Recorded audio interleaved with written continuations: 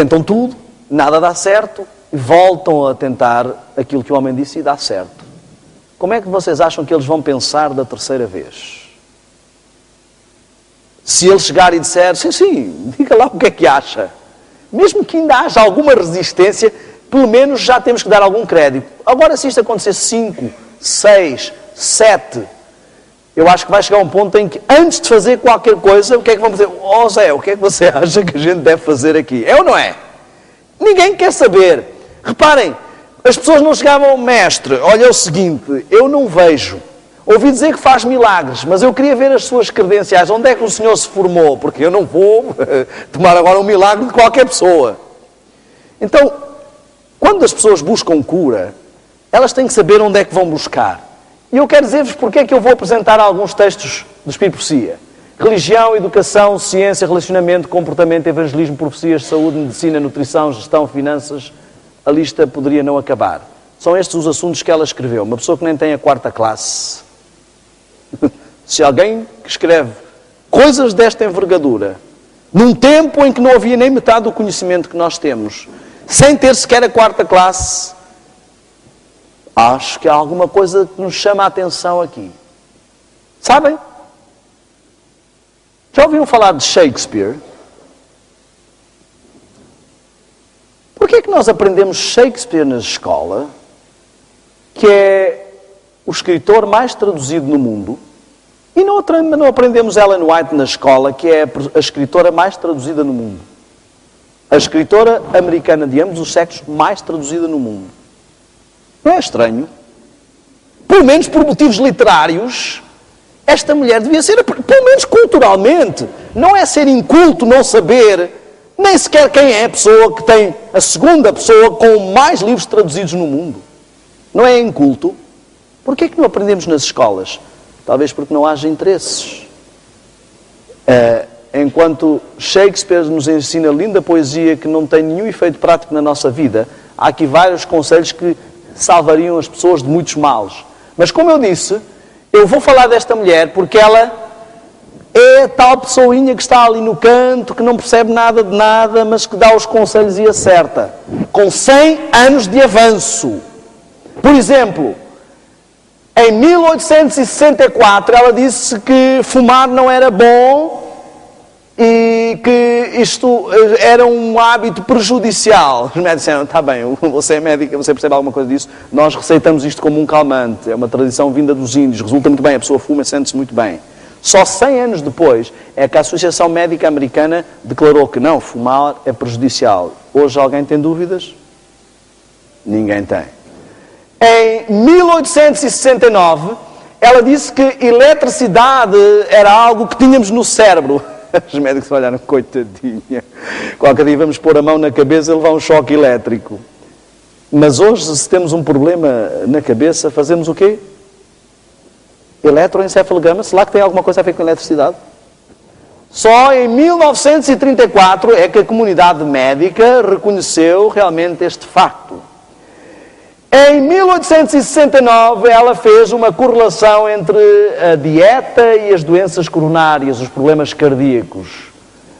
Só em 1961 é que isso foi reconhecido pela comunidade médica. Ela, na altura, dizia que a sangria não era a melhor cura para quem está com problemas de anemia. Hoje qualquer médico achará ridículo tirar sangue de alguém que já está com problemas de anemia. O que é que se faz quando alguém está anémico? É uma transfusão de sangue. Mas na altura não era o que a medicina fazia. E toda a gente disse, bom, nós é que somos os médicos. É por isto que eu vou falar dela. Porque a medicina a cada 100 anos muda de opinião. E a Bíblia há mais de 2000 anos que diz a mesma coisa. E você tem que decidir em quem que você acredita. Não é uma questão de quem está certo. Saem 2 médicos da mesma faculdade e um diz que café faz muito bem, outro diz que café faz muito mal. Um diz que deve-se beber à refeição, outro diz que não se deve. Mas Deus, desde o princípio do mundo, que diz a mesma coisa. É por isso que eu confio. Se alguém que não percebe nada de nada, que não tem nenhuma formação, consegue antecipar 100 anos, pelo menos ouvir e ler devíamos. Lá no Brasil, eu fui pregar à igreja do Hospital Belém. Uma igreja de 1.200, 1.300 membros, mais ou menos. Uma igreja praticamente só de médicos. Imaginem o que é ter que fazer uma palestra de saúde numa igreja só de médicos. Mas houve um dentista que contou uma experiência muito interessante. Ele disse que ele tinha... Ele até já saiu na carta missionária como uma das pessoas que mais estudos bíblicos deu num ano. Uma experiência muito interessante. Mas ele diz que estava com um problema de saúde e foi ao Hospital Belém, o Hospital Adventista. Grande Hospital Adventista. Foi ao hospital e foi ao médico. E o médico, bom, vamos ver aí uns exames e tal. E havia lá um médico, não adventista, muito conceituado, uma pessoa já com uma certa idade, que ficava com o consultório em frente do médico onde ele foi. E ele disse, bom, já que estou aqui, vinha a passar, ele está médico, doutor, desculpe lá interromper, mas eu estou aqui com um probleminha de saúde, será que seria incómodo se o senhor me fizesse só uma consultinha? Eu já vim aqui, tive um diagnósticozito, mas... sim, venha aqui ao meu consultório, sente-se aí. E ele, então o que é que o senhor sente? E ele começou a dizer assim, o doutor ligou lá ao computador, escreveu umas coisas, mandou imprimir. E ele, olha, está aqui, faça isto e vai ficar tudo bem. Ele olhou para aquilo, beber água, dormir às tantas horas, comer assim, e disse, doutor, mas só isso? Não, confia em mim, faça isso que vai ficar bem. E eu disse, mas doutor, isto são apenas remédios simples. Meu amigo, deixe-me dizer-lhe uma coisa. Sabe onde é que eu fui buscar isto? Lá na velhinha. Na velhinha? Como assim? Bem na velhinha. Vocês têm lá essas coisas todas, não leem nada. Isto é tudo a velhinha, está ali, pá, está ali todos os remédios para vocês fazerem, vocês não fazem nada. Mas qual velhinha? Não é lá a vossa, vocês não leem nada do que têm lá. E ele diz que olhou assim para ele e disse... doutor, eu estou surpreendido. O senhor, para ser adventista, só falta guardar o sábado. E ele disse, já estou a guardar. Muitos de nós vamos ficar para trás. Já podíamos ter feito alarde sobre saúde, não fizemos. Foi preciso vir a National Geographic em 2005 declarar que somos o povo com mais longevidade à face da Terra. Então, basta batizar-se na Igreja Adventista, você vai viver até os 150, é isso? Vamos falar um pouco sobre estatísticas. Por exemplo, não adventistas e doenças coronárias. Homens não adventistas, em relação a homens adventistas que comem carne, diminuição de 44% de possibilidades de doenças cardíacas. O simples facto de mudar de hábitos, não é só o simples facto de ser batizado, mas de adotar alguns hábitos de saúde adventista, mesmo comendo carne, vão fazer com que haja uma diminuição das doenças cardíacas. Adventistas vegetarianos diminuem o risco de doenças coronárias na ordem dos 61%. Quando eu digo vegetarianos, estou aqui a falar de ovo-lacto-vegetarianos. Se forem vegetarianos totais, diminuem o risco de doenças coronárias em relação ao não adventista na ordem dos 86%. Isto não é brincadeira. Sabem, às vezes as pessoas têm muitas resistências. Já sei que alguns já estão preocupados. Será que este vem agora falar que temos que ser vegetarianos todos, que quem não for vegetariano não vai para o céu? Olha, eu vou-vos dizer uma coisa. O diabo tem convencido muitos adventistas de que isso de ser vegetariano é um fanatismo. Mas na igreja dele, ele não admite pessoas que não sejam vegetarianas. Não sei porquê. Os satanistas, condição sine qua non. Você não vai lá servir o diabo de qualquer forma. Ele tem alguns critérios. Não, para a igreja de Cristo, não é preciso fazer isso, é fanatismo. Agora para a minha igreja, não. Vá lá ver esses grandes cantores de rock. Madonna, vegetariana. Xuxa, vegetariana. E B12, coitada, a Madonna vê-se que tem pouca B12. A Xuxa também vê-se que tem pouca B12. Aliás, as pessoas antes do dilúvio que não comiam carne morreram todas por falta de B12. Vê-se que morreram cedo, 900, 800. Era a idade que elas morriam. Bom, mas eu volto a dizer, fiquem tranquilos, eu não vim aqui para convencer ninguém a ser vegetariano. Eu vou pular aqui, eu tenho várias citações que falam acerca do uso de drogas. Ela faz várias citações, chama o uso de drogas de venenosas, diz que as drogas não curam, a medicação de drogas é uma calamidade, usai-as cada vez menos, então a natureza poderá usar os médicos de Deus. As drogas raramente precisam de ser empregadas, reparem que ela utilizou a expressão raramente, não quer dizer que não haja nenhum caso, porque pode haver extremos. Eu não vou para o hospital com uma apendicite dizer não quero nada porque eu pratico medicina natural. Temos que ter cuidado, mas o que estamos a falar aqui é de uma mudança de comportamento e hábitos. O trabalho dos médicos é levar os homens e as mulheres que estão sob o seu cuidado a verem que a causa das doenças é a violação das leis da saúde. Empregar para os doentes os remédios providos por Deus na natureza. Nós temos todos ao nosso alcance bênçãos fantásticas, conceitos fantásticos que não seguimos. Agora, quais os efeitos que isto poderá estar a ter sobre nós? A doença, esta citação é importante. Há duas citações muito importantes. Esta de cima, muitos médicos não gostam. Não é seguro confiar nos médicos que não mantêm o temor do Senhor diante de si. Muitos de nós confiamos mais no médico do que em Deus. Confiamos mais no médico do que no Espírito Profecia. Somos capazes de não acreditar numa coisa que está escrita no Espírito Profecia, mas somos capazes de ir ao médico e ele está dizendo, o Senhor tem que parar com esses hábitos.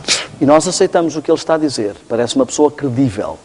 Eu, numa outra igreja, na Bahia, fui fazer uma palestra de saúde e pedi às pessoas da igreja o seguinte, por favor, arranjem um médico. Porque se houver alguma pergunta, eu costumo fazer no final das palestras, aqui como temos começado um pouco mais tarde, terminado um pouco mais tarde, não tenho feito isso, mas costumo fazer um momento de perguntas.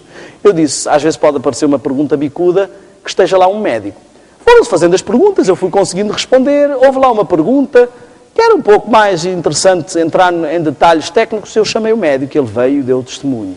E o testemunho dele quase que me fez tremer das pernas. Ele disse assim, olhem, apreciei muito esta palestra, foi fantástico, princípios fantásticos. Desculpem lá, eu sei que estou um bocadinho gordo, isto realmente até é vergonha eu vir aqui no final desta palestra. Mas vocês, adventistas, têm uma mensagem extraordinária, eu quero cópias desse Paulo. Eu disse, mas explicaram um médico não adventista aqui. E depois eu parei assim e disse, obrigado, senhor, porque talvez se fosse um adventista ele ia dizer exatamente o contrário daquilo que eu estou a pôr aqui. Nós, às vezes, acreditamos menos naquilo que temos. Eu não estou aqui a falar contra, quero deixar bem claro, mas eu quero que nós entendamos que temos muitas vezes clichês, conceitos, preconceitos e tabus. A doença é um esforço da natureza para libertar o organismo. Nós vamos entrar em algo que está hoje estabelecido. Eu estou muito feliz porque sei que muito do que eu vou falar esta noite, a Igreja em Portugal começa a estar muito sensível a esta mensagem. Sempre se falou, eu cresci a ouvir falar sobre estas coisas, ainda me lembro aqui há muitos anos, quando esteve em Portugal, o Dr. Sangli, já há muitos anos, muitos não, que eu não sou tão velho assim, mas vejo que começam a haver muitas Expo Saúdes, começam a haver muitas mensagens e fico feliz por isso. E nós vamos entrar hoje numa viagem daquilo que se chamam 8 remédios naturais. Como tem havido muitas brigas com a sigla New Start, eu coloquei uma outra sigla para nos ajudar a memorizar. Ter saúde. Pulámos uma citação do Espírito Profecia que nos diz acerca desses remédios, que são os remédios que Deus sanciona, os remédios da natureza, os agentes da natureza. Mas eu queria que reparássemos nestes remédios e vamos falar sobre eles entre hoje e sábado. O último deles é o espiritual. Reparem, temperança, exercício, repouso, luz solar, ar puro, uso da água, dieta apropriada e espiritualidade. Vamos repetir todos juntos, se faz favor. Temperança, exercício, repouso, sol, ar puro, usar água, dieta boa e espiritualidade. 8 remédios bem simples. Todos nós já sabemos disto. mas talvez precisemos começar a aplicá-los na nossa vida. Antes de mais, eu queria dizer o seguinte: algumas das informações que eu vou apresentar podem, a partida, desanimar. Eu posso falar aqui de alguma coisa que você gosta e que eu esteja a dizer... É muito triste quando a gente vai ao médico e o médico diz assim: agora não pode mais comer isto. A pessoa sai dali toda desanimada, não é? Eu costumo dizer assim: se talvez antes de ir ao médico tivesse comido menos daquilo, depois de ir ao médico não teria que sair de lá sem poder comer mais. Entendem o que eu estou a dizer? Às vezes abusamos muito de algo. Mas eu queria que entendêssemos o seguinte: se eu falar de alguma coisa aqui que o desanime, vamos entender duas coisas. Primeiro, que há poder em Deus para nos ajudar a ultrapassar tudo. Pensem em quando se tornaram adventistas e alguns tiveram que abandonar o torresmo, outros tiveram que abandonar o vinho, outros tiveram que abandonar o trabalho ao sábado. Há sempre coisas que são difíceis. Hoje, quando olham para trás, tornou-se um hábito, não é mais um problema. Mas na altura era um monstro para ser ultrapassado. Então aquilo que pode parecer um monstro, pensem sempre que pode ficar para trás. Segundo aspecto, eu queria que entendêssemos o seguinte: a forma como os hábitos registram sulcos no nosso cérebro. É mais fácil substituir um hábito do que abandoná-lo. Isto é muito importante. Por exemplo, já viram as pessoas falarem do vício de boca para o fumador? Porque às vezes o mais difícil não é só o cigarro e a adição que ele criou no organismo, mas o hábito de ter um movimento ou um gesto. Eu vou explicar. Cada hábito, ele causa sulcos de informação no nosso cérebro. Ficam registadas informações. Então, em vez de tentarmos combater esse sulco, podemos utilizar esse mesmo sulco de informação e substituí-lo. Por exemplo, vamos dizer que eu tenho o hábito de comer um bolo de chocolate todos os dias às 6 da tarde. Às 6 da tarde já se tornou um ato reflexo. Eu vou lá, abro o frigorífico, tiro o bolo, como o bolo todo e depois penso assim: não devia ter feito isto, não é? Em vez de eu ficar assim, agora descobri que não devo comer um bolo de chocolate às 6 da tarde, começa a dar 5 para as 6, 3 para as 6, e fica ali ao pé do frigorífico: não vou comer, hoje não vou comer. Até que abro aquilo, como rapidamente o bolo e nem penso naquilo e fecho o frigorífico. Em vez disso, eu posso, em vez de tentar combater esse hábito, que é uma rotina, um vício, eu posso substituí-lo. Ponho no frigorífico umas frutas e não me preocupo com as 6 da tarde. Quando der às 6 da tarde, vou tranquilamente cumprir o meu hábito. Abro o frigorífico, deparo-me com as frutas, há um certo choque inicial, mas como a fruta em vez do bolo. Então, substituo esse hábito por outro. É mais fácil substituir um hábito por outro do que combater um hábito. Vamos então avançar para o primeiro remédio. Temperança. Não há adventista que já não tenha ouvido esta palavra. O que significa temperança? Equilíbrio. Obrigado. Eu tenho um amigo que uma vez estávamos a conversar e ele disse assim: não, mas eu sei que isso faz mal, mas eu como com moderação. Isso não é temperança.